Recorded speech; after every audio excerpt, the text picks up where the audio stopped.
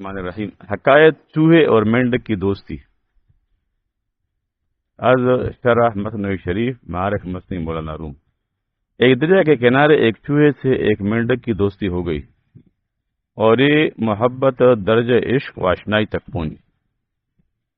چوہے سے ایک مینڈک، یہاں تک کہ دونوں ایک وقت معین پر ہر صبح کو ملاقات کے پابند ہو گئے۔ دیر تک دونوں تبادلہ خیال کرتے تھے، دونوں کا دل باہم ملاقات سے مسرور اور کشادہ ہوتا، ایک دوسرے سے قصے کہتے بھی تھے اور سنتے بھی تھے، رازگو تھے اور بے زبان بھی تھے، بازبان بھی تھے۔ جب آپس میں ملتے تو ایک دوسرے کو 5 سال کے قصے یاد آتے۔ مولانا فرماتے ہیں کہ جب مناسبت ہوتی ہے تو جوش نقط از دل نشان دوستی است، بستگی نقط از بے الفتی است۔ جوش نطق از دل نشان دوستی است، بستگی نطق از بے الفتی است۔ گویائی اور گفتگو کا جوش دل سے اٹھنا علامت محبت ہے۔ گویائی اور گفتگو کا جوش دل سے اٹھنا علامت محبت ہے، اور گویائی میں رکاوٹ اور بستگی علامت بے الفتی ہے۔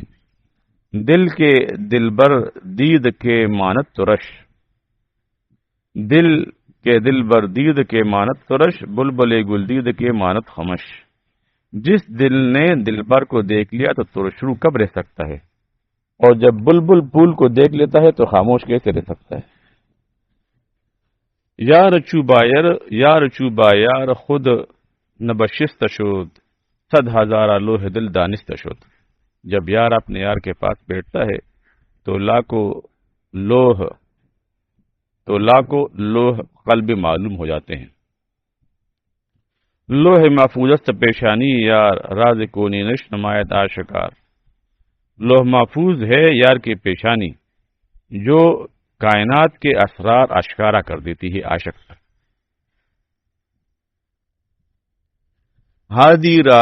ہادی راہ است یار اندر قدوم، مصطفیٰ از این گفت اصحابی نجوم۔ ہادی طریق ہے یار سلوک میں، اسی سے مصطفیٰ صلی اللہ علیہ وسلم نے فرمایا کہ اصحابی رضی اللہ عنہ مثل نجوم کے ہیں ہدایت دینے میں۔ نجوم کی ہدایت دنیا کے راستے کی اور ان کی ہدایت آخرت کے راستے کی ہوتی ہے۔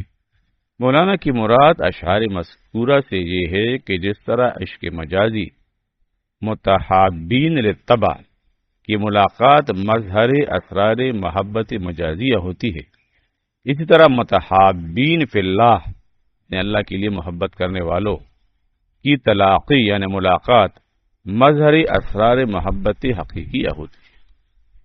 پس جس محبت کا سبب حق تعالیٰ کی ذات ہے، جیسا کہ طالب کو اپنے مرشد سے ہوتی ہے، تو یہ تعلق بھی ہادی الی الحق ہوتا ہے۔ چنانچہ جب مرید اپنے شیخ کے پاس بیٹھتا ہے تو لاکھوں لوح قلب معلوم ہوتے ہیں، قلب کی تختیاں، یعنی مرشد کے قلب سے فیض و برکات و علوم و معارف اور واردات جو پہلے ظاہر نہ تھے منعکس اور منکشف ہونے لگتے ہیں، اور شب و روز سالکین کو اس کا مشاہدہ ہے۔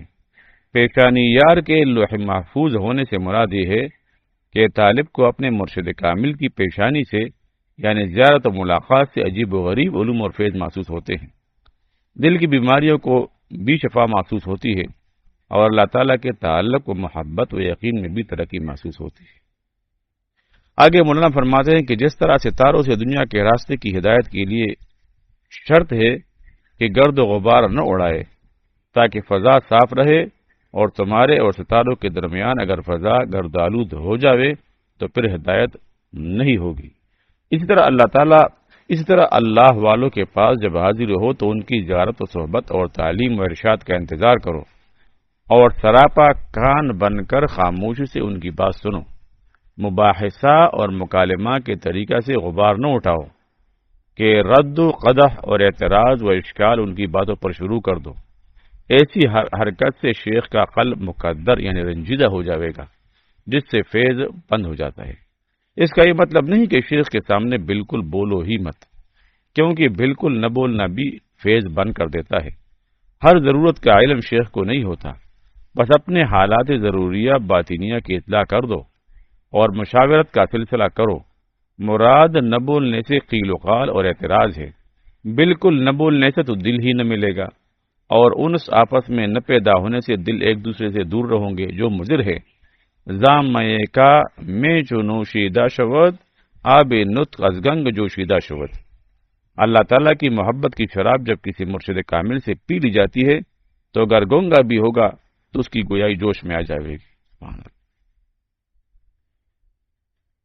اللہ تعالیٰ کی محبت کی شراب جب کسی مرشد کامل سے پی لی جاتی ہے تو اگر گنگا بھی ہوگا تو اس کی گویائی جوش میں آ جائے گی۔ مراد یہ ہے کہ اللہ والوں کی صحبت سے جب دل میں محبت حق پیدا ہو جاتی ہے تو کم پڑھے لکھے لوگ بھی ہدایت کے مضامین بیان کرنے لگتے ہیں، جس کی نظیر میں حضرت حاجی امداد اللہ مہاجر مکی رحمۃ اللہ علیہ کو دیکھ لیا جاوے کہ خود کافیہ تک پڑھے تھے، یعنی زیادہ پڑھے نہ تھے، اور بڑے بڑے علماء و محدثین و مفسرین کے شیخ طریق تھے۔ از گہے کہ یافت زام خوش لبی صد غزل آموخ داؤدی نبی۔ جس وقت سے شراب محبت سے حضرت داؤد علیہ السلام کو خوش لبی حاصل ہوئی تو صدہا غزل انہوں نے سیکھ لی، یعنی رقت آمیز اور دردناک کلام ان کے قلب میں از قبیل مناجات پیدا ہونے لگا۔ جملہ مرغا ترک کردہ چیک چیک ہم زبان دے یار داؤدی ملیک۔ جملہ مرغا ترک کردہ چیک چیک ہم زباد یار داؤدی ملیک، یہاں تک کہ تمام پرندے چیک چیک کی آواز سر کے حضرت داؤد علیہ السلام کی صحبت میں ان کی آواز سننے لگے۔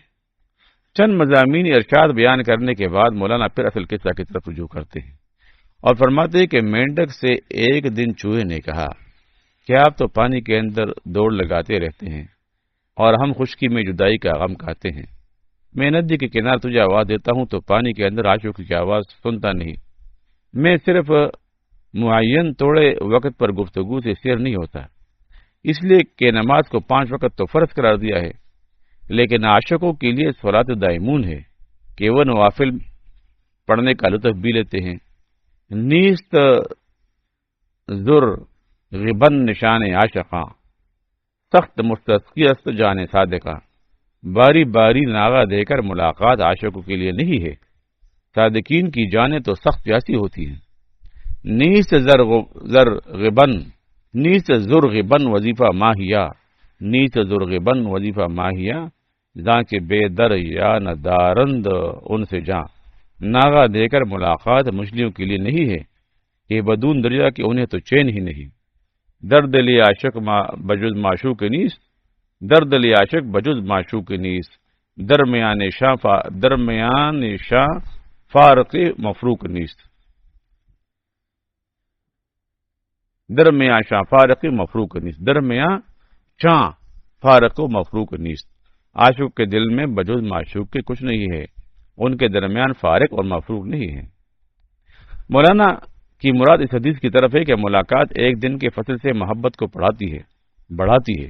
پس مولانا نے یہ فرمایا کہ مگر عشاق اس حکم سے مستثنا ہیں کہ ابو ہریرہ رضی اللہ تعالیٰ عنہ سے مروی ہے کہ کنت الزم لصحبتہ علیہ السلام، یعنی ابو ہریرہ رضی اللہ عنہ فرماتے ہیں کہ میں تو ہر وقت حضور صلی اللہ علیہ وسلم کی صحبت مبارکہ سے لازم ملزوم کی طرف چپکا رہتا تھا، اور حضور صلی اللہ علیہ وسلم کا اس لزوم کو جائز رکھنا اور منع نہ فرمانا یہ مخصص بن گیا۔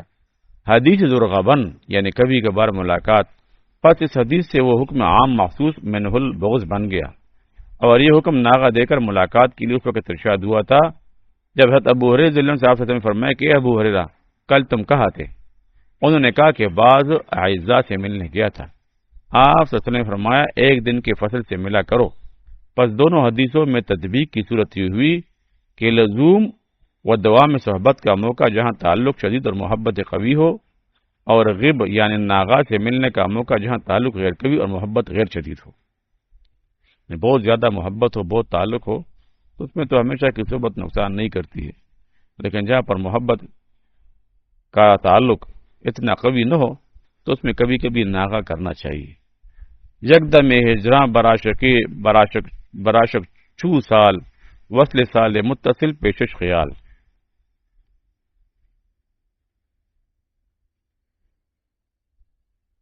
جدائی کا ایک لحظہ بھی عاشق کے نزدیک مثل سال کے ہے،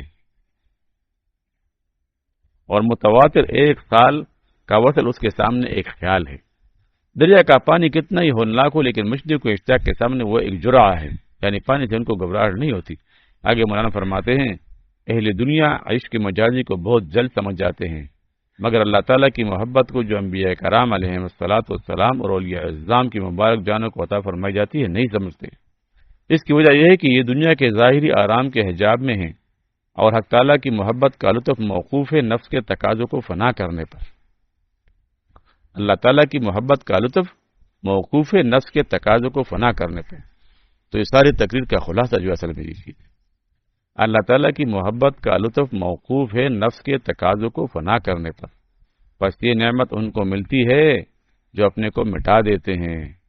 محض عقل سے اس کا ادراک ممکن نہیں، ور بعقل ادراک ای ممکن بدے، قہر نفس از بہر چی واجب شدے، با چنا رحمت کے دارد شائع حشر، بے ضرورت چو بگوید نفس کش۔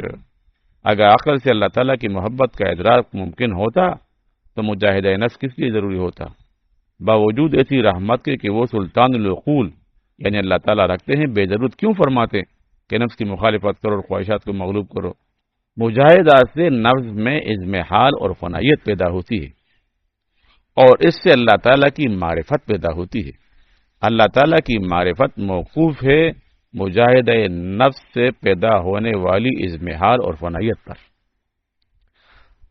حضرت اقدس حکیم الامت مولانا طاہر رحمۃ اللہ علیہ سے جب مولانا سید سلیمان ندوی رحمۃ اللہ علیہ نے دریافت کیا کہ حضرت فقیری کس چیز کا نام ہے، تو حضرت نے ارشاد فرمایا کہ فقیری اپنے آپ کو مٹھا دینے کا نام ہے۔